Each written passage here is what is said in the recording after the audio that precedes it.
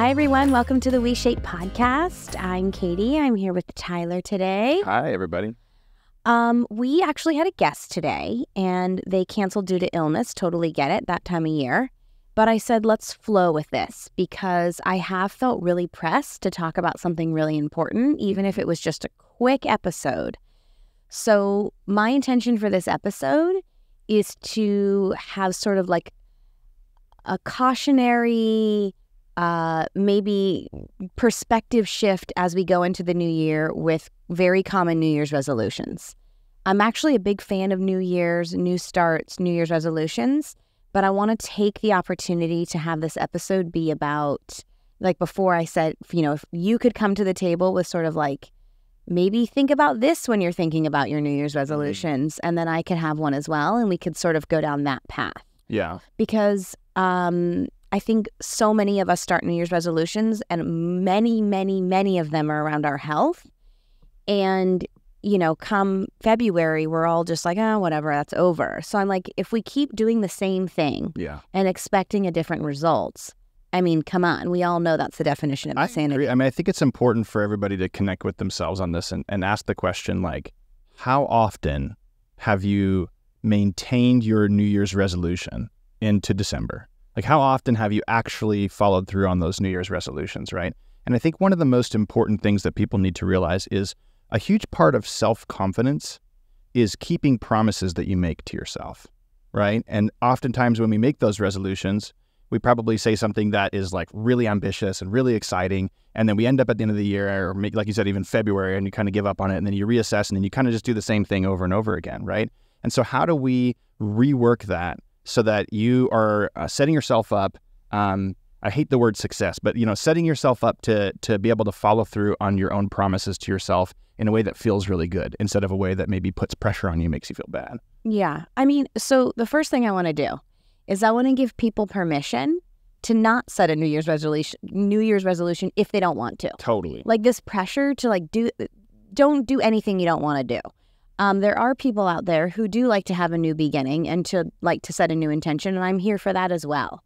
But I want to share one that I feel that I want to be caution. I want to send a cautionary sort of message around maybe go a different direction with a New Year's resolution. Okay. So mine is... This is yours. This is mine. Because Katie before this episode was like, we only get one. And I was like, how are we going to fill the episode with this? It doesn't matter how long the episode is. What matters is that it's not diluted with 35 tips.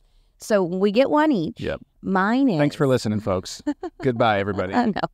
Mine is, I would love if people did not set New Year's resolutions that involve the scale. And I know that might feel like, wait, what? I thought that's what New Year's resolutions were about, is weight loss. The question that I ask people a lot when they come here, and I don't want to like demonize weight loss. Some people want to lose weight. Some people I feel like whatever people want to do is fine. But if you have set a weight loss goal as your New Year's resolution in the past, I think what I would like to know is, has it worked? Or did you end up just feeling like shit about yourself? Yeah. So it's not about the weight loss. For me, it's about setting an intention, saying, okay, maybe I do want weight loss. Maybe that is something that I'm hoping for. Okay, what if we set the intention, though, about I want to create a deeper connection with myself and my body this year?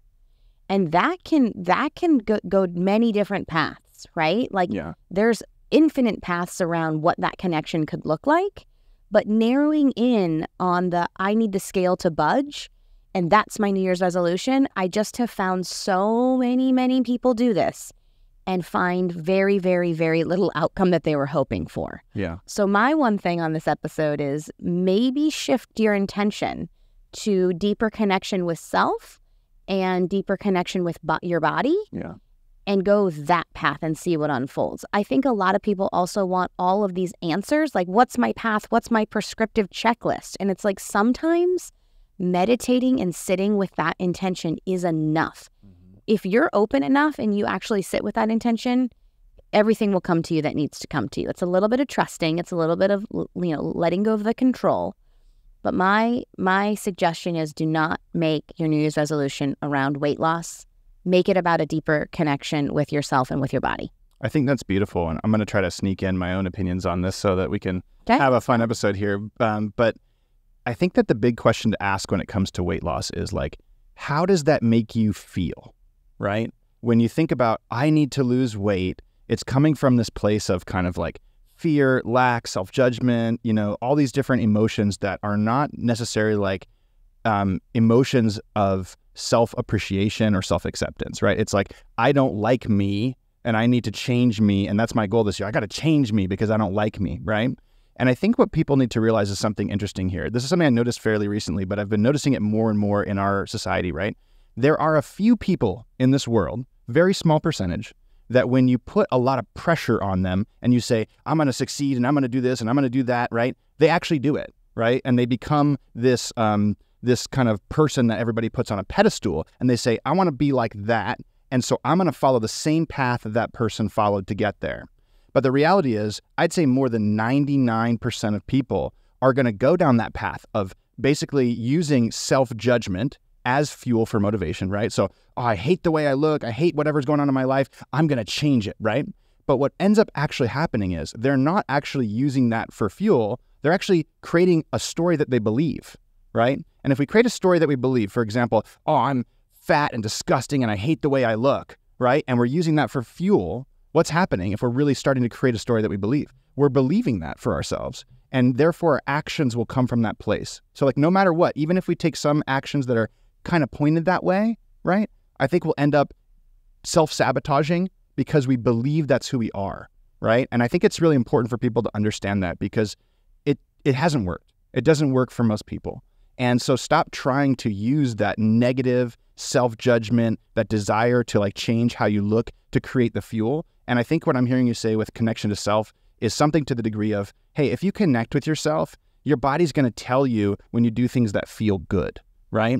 When you move your body in a way that feels productive, maybe it's gentle, maybe it's a little strength training, maybe it's a little more than that. And you'll be like, this feels good. And when you have those positive feelings that are rooted in that connection with self, rooted in that desire to care for your body, rooted in the desire to appreciate what your body can do for you, then you start to build that, I hate the word motivation too, but you build that inspiration, that desire to continue, not from a place of that negativity and that self-judgment, but you build the desire to continue because you're like, dude, I'm worth it. I feel really good in my body when I do this. So you start to want to do it. And it changes. But I want to be mindful. Yeah. Because I hear what you're saying, but I'm going to poke at it just a tiny bit. Let's poke. Because I don't want it to be something, well, I'm just going to change my intention because I'm still hoping that the weight loss will be the end goal, right? It's like, it's not a trick to trick your mind into doing it a different way so that you get the result. What I'm actually asking people to do is to pause and to say, what does it actually mean to connect with myself?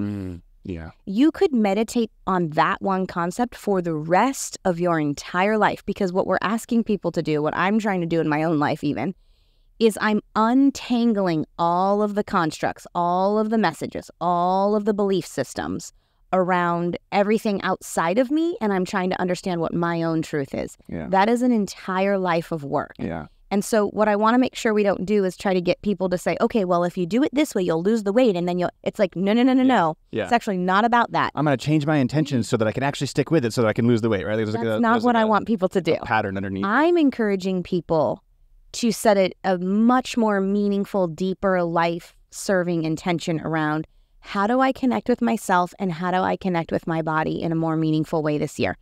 And, many years in the past, my New Year's resolutions have been around like, well, I'm going to eat this way. I'm going to do this way. And you know what?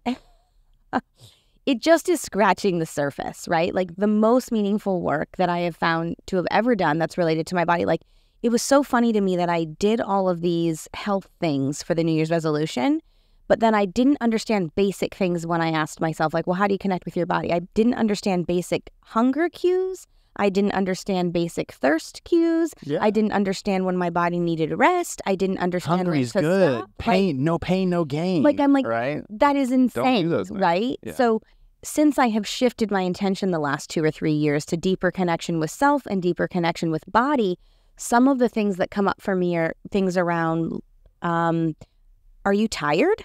Are you hungry? Are you thirsty? What do you need right now?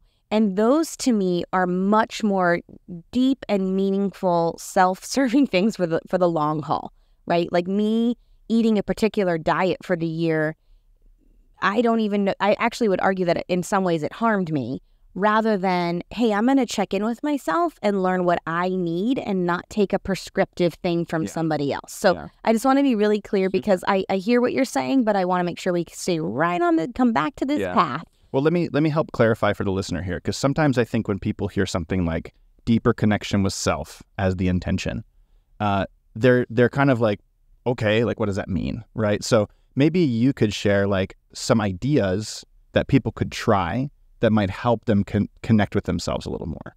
Yeah. So again, we're going down the path of prescriptive. Like people ask me all the time, like, oh, you were like overly mindful of your food and I was participating in toxic diet culture at the max. Mm-hmm. How did you come out of that? And I'm like, well, it literally was me saying, I want to set an intention to connect with myself and my own needs and truth and my body. Yeah. And it was just thinking about that idea and concept every day, and then being open. That's what I'm trying to say. Yeah. So I know I hear you, but I want to make sure that people don't walk away with just like, oh, like Katie won't give me a prescription here, right? So what did you say to yourself that allowed you to create that communication inside your brain? Like, you know, like, are you telling people maybe?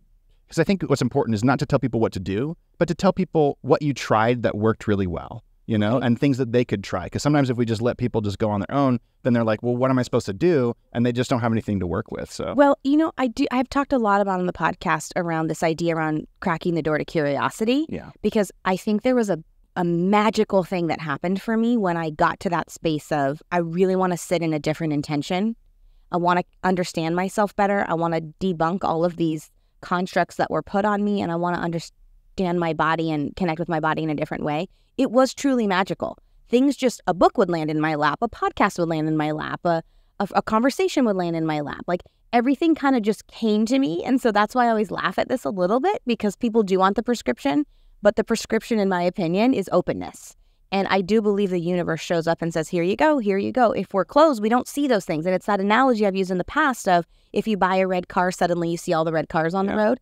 It's the openness. Mm-hmm. It's the curiosity. So I just sat with that every day. And when I found myself... So you sat with what? Give me the question. What do I need? Yeah. So no, it was more like, is the action that you're taking right now contributing to your intention of deeper connection with self and body? Ooh, there you go. That's what I'm looking for. I'm looking for that gem right there. It was. Okay, so say that one more time, nice and slow. Is it the action that you're taking right now? Oftentimes it would be after I took the action, I'd be like, oh, I feel really...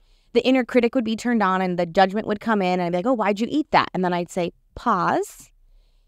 Is this pattern that you're in right now contributing to your intention or taking you away from your intention? Yeah, deeper connection with self. And most of the time it was taking me away, and I would say, okay, recenter.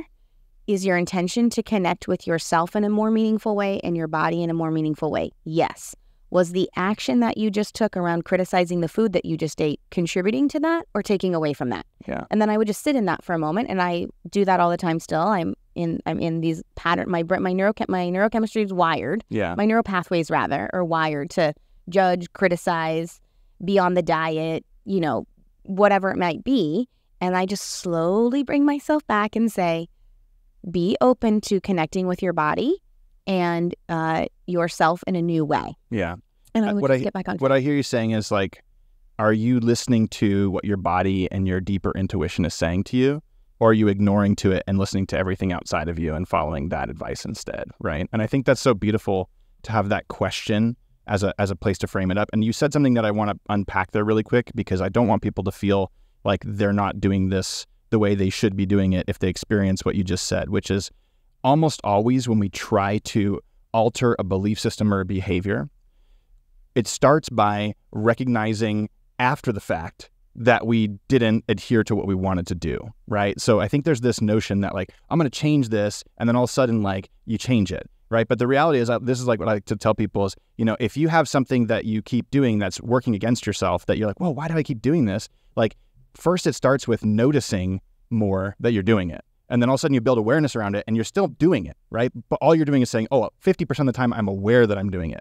And then it slowly creeps to 100% of the time that you're aware of doing it. And then 1 out of 100 times, you change the pattern. So now you've responded prior to doing it rather than reacted to this old pattern. And then it goes to 10% and then 20% and 30 and 40, 50. And that takes time. So I just want people to recognize like the start is like what you're saying, build the awareness, then change the behavior. And all of that starts at, I have 0% awareness over this right now. And now I'm working towards that, 100%. And I am not responding. I'm reacting to this situation in my life and building more time to respond and more repetitions, I guess you could say, under your belt of that conscious response. Yeah, no, I mean, that's what it is. That's why I'm saying like there is a lot of magic that happens around intention and openness. Yeah. I have an intention and I'm going to be open. And before I knew it, it was just like, whoa, I didn't know that existed. Whoa, I didn't know that book was out there. Whoa, I didn't know this whole world outside of what I knew existed. When we believe something, we attract all of those things that we believe around us. So if we're open to a new belief, you will attract new things. Yeah. So yeah, my hope is that people will not use weight loss or the scale as a New Year's resolution, and that they will attempt to maybe pivot a little bit into something that's a little bit more meaningful around deeper connection with self and deeper connection with body. I think from my experience, that goes a lot further. So, hey there, if you're enjoying the WeShape podcast and you've heard us talk about WeShape before, then you're probably thinking to yourself, hey, what is WeShape? Well, at WeShape, we create personalized at-home workouts for every single one of our members. These are workouts where every single movement is customized to you to help you connect with your body and care for your body in a much more meaningful way. We also have a community of people there to support you, to help uplift you as you examine your beliefs, set new intentions, and again, start showing up for yourself as an act of self-care rather than trying to do your workouts as an act of self-judgment. And hey, if you're a fan of the podcast, we also do a live podcast discussion group on Zoom, as well as other Q&As, as well as free challenges for all of our members to help you get motivated to actually start taking action to caring for yourself so you can feel better in your body and about your body. So if you want to try WeShape for free for 2 full weeks, go to WeShape.com/podcast and you can get started today. Okay, that was great. And I'm going to use a little bit of like a neuroscience to kind of slide us from where you were telling people to where I'm talking about here. So you're talking about when we're open and we change the questions we have in our mind, we change our intentions, we start to change the way that we live our life or the way that we even perceive our life, right? And there's this part of your brain called the reticular activating system. And it's what describes what you talked about earlier, is when you get a red car, all of a sudden you notice all the red cars. Because the questions we ask ourselves are the questions that direct the reticular activation system on what to look for in our life, right? And so why I'm saying this is because you're saying deeper connection with self. And I think what I would love to impart on people is to get rid of the all or nothing mentality and look for ways to care for your body, right? What I find with New Year's resolutions, when it comes especially to the fitness or the physical side of things, is that people set themselves up for failure, right? And what I mean by that is if you, for example, don't have a routine that's consistent in your life around fitness, working out, stretching, whatever it may be, whatever you need to make your body feel better. And then you all of a sudden say, I'm going to spend 5 hours a week, an hour every single day doing it. I'm going to join a gym and like, I got to drive there and drive back. Like, it's just too much change to be able to actually facilitate someone being able to create positive habits out of showing up for their body from that self-care space, right? And I think that most people will be much better served to wake up in the morning and say, how do I develop a deeper connection with self? And then just kind of drop into their body for a second and kind of feel their body, like feel your wrists, your elbows, your shoulders, your posture, your core, your lower back, your hips, your knees, your ankles, whatever. Just kind of scan your body and be like, where am I tight? Where do I need a little bit of movement, right? And instead of thinking about your fitness routine, your workouts having to be an hour and having to join a gym and having to do all this high intensity stuff, why don't you try doing a whole lot less and say, my shoulder feels a little bit tight. Let me pick like 1 or 2 stretches to do for my shoulder today. And then do those stretches and like celebrate it. Celebrate it as if you had just come home from doing that hour workout routine from the gym, right? And start building that positive association with just recognizing the opportunities to do things for your body as an act of self-care.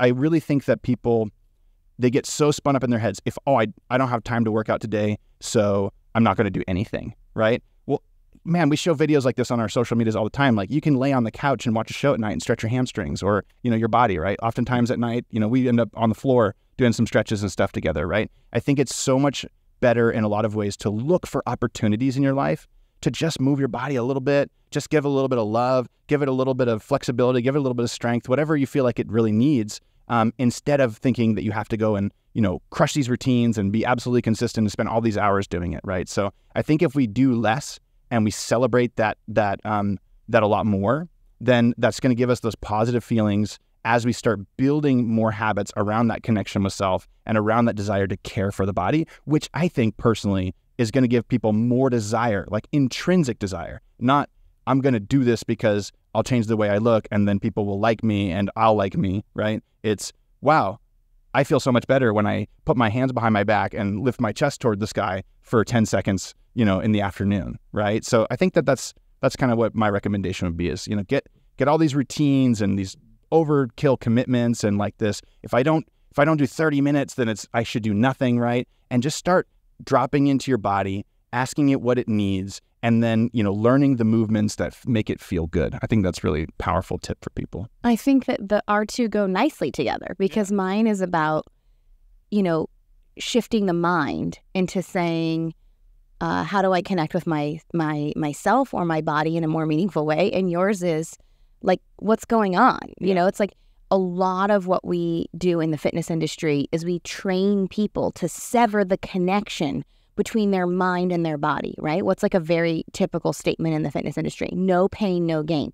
We are literally the opposite approach here at WeShape, where it's we say pain, no gain. Yeah. Right. So it's this connection of I want to start in the mind and figure out how do I connect with myself, and then I want to actually start understanding what these signals from my body means.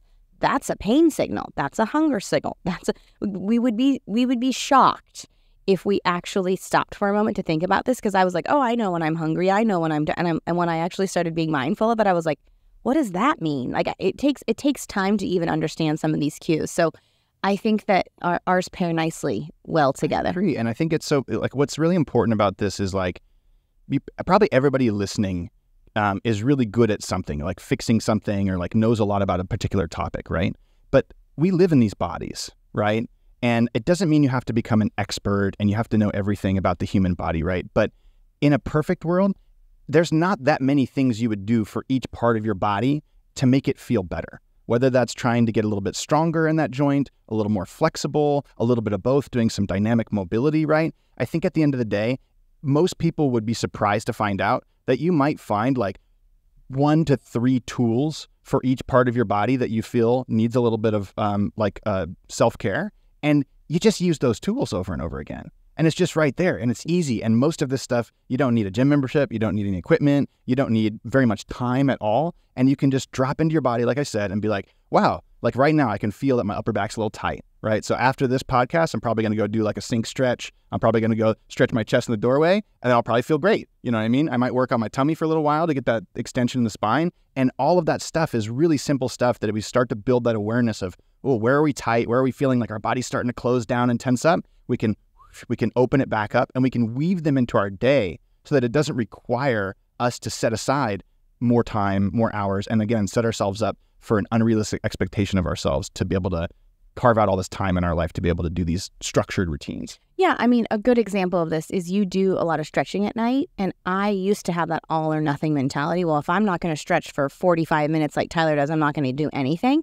And now I'll stretch for like 2 minutes, right? I'll do like 2 poses and then I'm like, I'm done. But that's the benefit of moving away from that all or nothing thinking, is like you don't have to do 45 minutes. You could just pause, take a moment and say, where does my body not feel 100? I'm going to do this little stretch for 1 minute. So I appreciate the all or nothing thinking because I'm guilty of that still even. Everybody's guilty of it. And it's like you have to talk yourself out of it. And again, I think it goes back to what we said earlier, like first you build awareness, and the awareness is, oh, I don't have the time to do what I think I was supposed to do, so I'm just going to do nothing. And just try to pay attention to the times when you think that, right? And what I'm really hearing people say in that moment is like, I don't have the tools that I need to do something to care for my body right now. And so like in that moment, we build that awareness and then we start building the tools, right? And again, we offer so much of this content on our movement-based social media channels, right? I mean, we're posting at least 2 videos a day on every single platform with just simple things that people can do again, very quickly to make their bodies feel really good. And so you could learn from us. There's a lot of other great people out there that you could learn from as well. And I think the biggest thing to do is, again, just do something, right? Connect with your body. Where does it feel tight? Do something. And then another thing we like to say at WeShape, which is really important, is we're not trying to be your guru. We're trying to teach you how to be your own guru, right? And so whenever I get on a coaching call, for example, somebody will say, oh, this is happening. And I don't say, okay, here's exactly what you need to do. I say, hey, I have some ideas of what might make this feel better. Here's something I'd try, here's something I'd try, and here's something I'd try. I want you to try each one and see which one feels like the right fit for you. So again, it's taking people's attention and not saying, do this stretch, even though it doesn't feel right. It's saying, try these on for size. And if it feels good, you'll probably want to keep doing it. And if it doesn't, well, we can try some other things to see if it feels good. But it's forcing that deeper connection with self and that awareness of, does my body feel good when I do this? Or does my body feel tight or restricted or whatever? It's trying to build that connection with the body, again, rather than take away from it.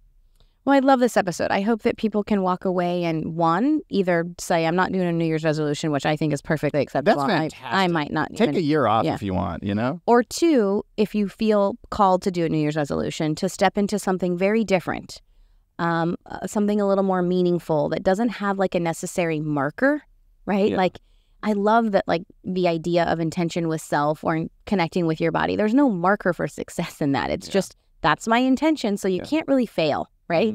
So I hope people found this episode valuable before we start the new year. Thank you, everyone, for a wonderful 2023. I can't believe the year's already wrapping out. Yeah. And stay tuned to next episode. We have a farewell episode with Nina. She's going to be coming back for one final episode before the new year. We're going to be switching up some stuff on the podcast for 2024. I'm excited about. Being vague right now. There's a lot of stuff that's switching up. Some really exciting things. So we'll share in the next episode. All right, everyone. Have a wonderful rest of your day. If you want to get in touch with us, you can reach us at podcast@WeShape.com, or you can check us out at WeShape.com/podcast for a 2-week free trial at WeShape. We'll see you next week. Bye.